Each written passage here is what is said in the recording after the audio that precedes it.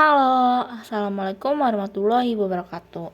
Kenalin, saya Firda Syafa'a. Di sini saya akan membahas materi fisika, khususnya pada materi kalor, pada subbab kalor dan juga perpindahan kalor.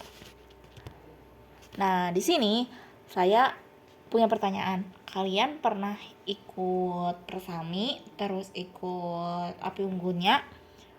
Nah, ketika kamu berdiri atau duduk di dekat api unggun, apa yang kamu rasain? Nah, sebenarnya kenapa itu tuh bisa terjadi? Apa yang kamu rasain? Misalnya tuh jadi lebih hangat atau mungkin panas sampai gak betah tuh di pinggir api unggun. Nah, terus kenapa kita bisa merasakan panas tersebut, itu akan dibahas di sini.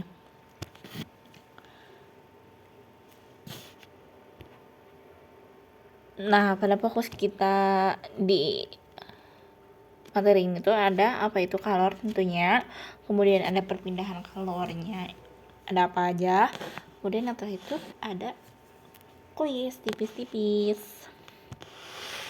Nah, jadi kita yang pertama itu apa itu kalor, karena kita berbicara tentang perpindahan kalor ya. Kalor adalah energi panas yang dapat berpindah dari suatu benda yang bersuhu tinggi ke benda yang bersuhu rendah. Nah, kalor ini tuh dilambangkan dengan Ki, kemudian satuannya itu Joule. Nah, kalor juga dapat dinyatakan dalam satuan kalori. Nah, jadi 1 kalori itu sama dengan 4,2 Joule. Nah, untuk di kasus ini sendiri, kalau kalian tebak itu benda yang bersuhu panas itu apa? Ya, benar banget, benda yang bersuhu panasnya itu bersuhu tingginya itu ada di api unggunnya. Kemudian yang bersuhu rendahnya itu adalah kita, tubuh manusia. Nah, peristiwa mengapa kita bisa mengalami rasa panas dari ketika duduk di dekat api unggun itu adalah suatu proses perpindahan kalor. Nah, kalor itu dapat berpindah seperti yang kita tahu kan, dari yang tinggi ke rendah. Nah, ada 3 cara kalor untuk berpindah, yaitu konduksi, konveksi, dan juga radiasi. Nah, masing-masingnya akan kita bahas. Yang pertama itu ada konduksi. Konduksi atau hantaran merupakan perpindahan kalor yang terjadi pada suatu zat tanpa disertai perpindahan partikel-partikel dari zat tersebut. Contohnya, benda yang terbuat dari logam akan terasa hangat atau panas jika ujung benda tersebut dipanaskan. Nah, kemudian tutup panci juga akan menjadi panas saat dipakai ketika untuk menutup rebusan air. Terus ini di gambar juga ada setrikaan. Nah, ini tuh kan benda tersebut tuh berubah menjadi panas, tapi nggak ada partikel dari zat tersebut kan. Kayak tutup panci, apakah tutup pancinya jadi berpindah? Enggak kan, cuman ataukah airnya dipindah ke tutup panci? Kan tidak ya. Jadi airnya mah kan tetap di panci, tapi yang panasnya tutup pancinya. Nah, itu tuh adalah peristiwa konduksi. Nah, konduksi ini tuh berhubungan dengan kita udah familiar ya, yaitu ada konduktor dan juga isolator. Nah, ini tuh adalah pembagian berdasarkan kemampuan benda dalam menghantarkan panas. Benda dapat dianalogikan menjadi 2 macam, yaitu ya itu tadi, konduktor dan juga isolatornya. Benda seperti apa nih yang dikategorikan sebagai konduktor? Konduktor adalah benda yang dapat menghantarkan panas dengan baik. Nah, tadi kan kayak tutup panci yang tadi itu tuh bisa menghantarkan panas dengan baik. Kemudian ada isolator. Isolator ini adalah tentunya kategori benda yang berlawanan dengan konduktor, yaitu benda yang tidak dapat menghantarkan panas dengan baik atau menghantarkan panasnya ya buruk gitu. Jadi ketika benda tersebut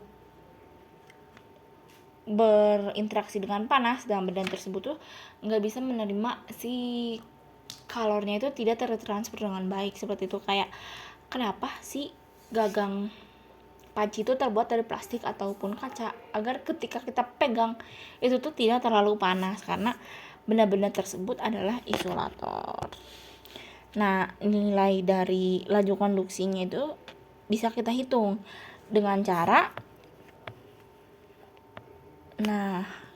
Q atau kalornya itu dibagikan dengan T, atau kalau kita jabarin lagi yaitu K atau konduktivitas termal bahannya seperti yang tadi ya, yang kalau konduktor dan isolator. Nah, kalau konduktor itu cenderung nilai konduktivitas termalnya itu tinggi dibandingkan dengan isolator, makanya nilai konduktivitas termal logam lebih tinggi daripada nilai konduktivitas termal plastik.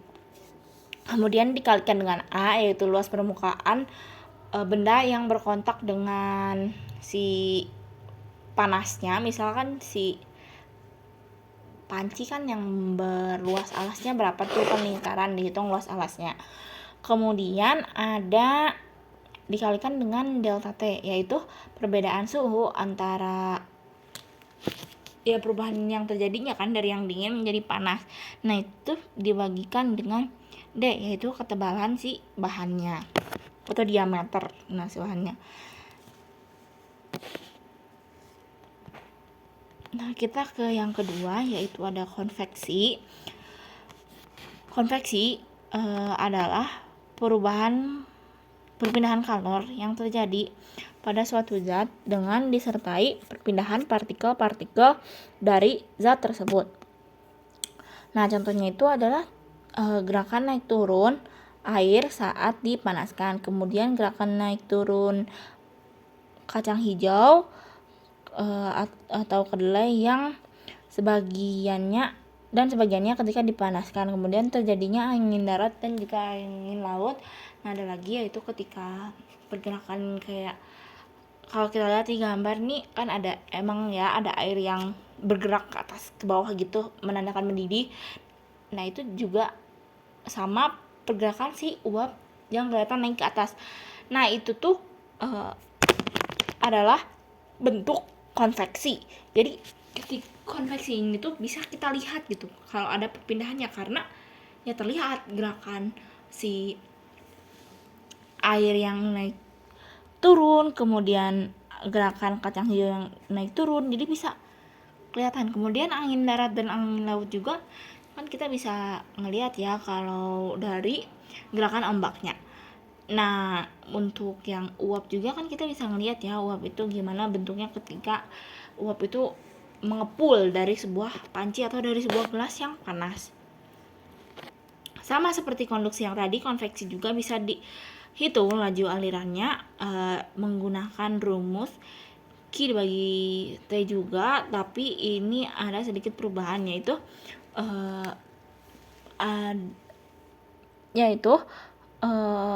ini H. Nah, ini tuh koefisien perpindahan kalornya itu secara konveksinya itu tentunya berbeda, si H-nya masih sama dikalikan dengan A atau luas alas permukaan yang bersentuhannya dan juga selisih perubahan suhu yang terjadi. Nah, bedanya ini tuh nggak dibagi dengan D atau ketebalan bahannya. Nah, yang terakhir ini tuh ada radiasi atau peristiwa yang terjadi ketika tadi kita kemah di api unggun itu. Jadi radiasi adalah perpindahan kalor yang terjadi dalam bentuk perambatan gelombang elektromagnetik tanpa memerlukan zat perantara atau tanpa medium. Jadi langsung gitu ke transfer si panasnya ke kita. Contohnya itu ada tubuh yang terasa hangat saat di dekat sumber api, misalnya api unggun. Yang tadi kita pas kemah berdiri di api unggun, duduk di api unggun, pasti akan merasa panas atau hangat ya. Kemudian panas dari lampu ketika menghangatkan telur unggas, itu kan kita sering lihat tuh. Ada yang sering lihat nggak kalau di peternakan itu telur-telur tuh ditetasin itu bukan menggunakan si induk-induknya, tapi pakai telur yang pakai lampu yang akan terasa hangat. Nah, ini juga dipakai buat fried chicken. Nah, di fried chicken juga kan kalau ketika disimpan di penyimpanannya itu tuh menggunakan lampu. Nah, lampu ini tuh gunanya agar si fried chickennya tetap hangat, jadi tetap crispy ketika dimakan walaupun nggak baru diangkat dari penggorengan. Nah, terus ada juga nih pakaian yang menjadi kering ketika dijemur akibat panas matahari. Nah, radiasi ini tuh tentu bisa kita hitung juga laju alirannya, yaitu dengan rumus yaitu emisivitas permukaan. Nah, ini tuh nilainya itu antara 0 sampai 1. Nah, ini tuh berhubungan dengan warna si bahannya. Jadi kalau kalian tahu, kalau panas itu kita tuh nggak dilarang sih, tapi sebaiknya menghindari pakaian berwarna gelap karena nilai emisivitasnya itu besar, jadi yang hitam itu bisa mendekati 1. Maka baiknya ketika hari panas itu tuh kita pakainya yang pakaian berbahan cerah, jadi bisa meminimalisir nilai radiasi yang kita terima, seperti itu ya. Kemudian ada A, itu masih sama, luas permukaan yang menerima radiasi. Kemudian ada konstanta Boltzmann yang nilainya itu 5,7 kali 10 pangkat minus 8. Nah, yang terakhir itu ada suhu mutlak permukaan dalam Kelvin. Nah, yang pangkat 8 seperti itu. Jadi kita udah tahu kan kenapa tubuh kita tuh merasa hangat atau panas ketika di dekat api unggun. Nah, ini ada kuis tipis-tipis untuk mengukur apakah kita sudah memahami materinya atau belum. Nah, yang pertama itu tuh ada ini perpindahan kalor yang terjadi dalam bentuk perambatan elektromagnetik tanpa memerlukan adanya zat perantara disebut dengan konduksi. Benar atau salah? Jawabannya salah, karena jawaban yang benar adalah radiasi. Kemudian ada yang pertanyaan kedua itu adalah plastik, kain, kayu, karet, dan kertas dan ban merupakan zat yang buruk dalam menghantarkan panas atau disebut dengan isolator. Benar atau salah? Jawabannya itu benar, karena bahan-bahan yang disebutkan tadi adalah isolator. Nah, yang ketiga, kalor dapat berpindah dari suhu rendah ke yang bersuhu tinggi. Ini benar atau salah? Biasanya ini ada ya yang terbalik gitu ya. Jawabannya itu salah, karena kalor itu berpindah dari yang suhu tinggi ke yang suhu rendah. Nah, yang keempat, gerakan naik turun air ketika dipanaskan serta terjadinya angin darat dan air laut merupakan contoh penerapan kalor secara konveksi. Benar atau salah? Jawabannya benar, karena itu ya memang contoh konveksi kan, seperti yang sudah dijelasin sebelumnya. Nah, itu tadi soal terakhir. Terima kasih, see you next time.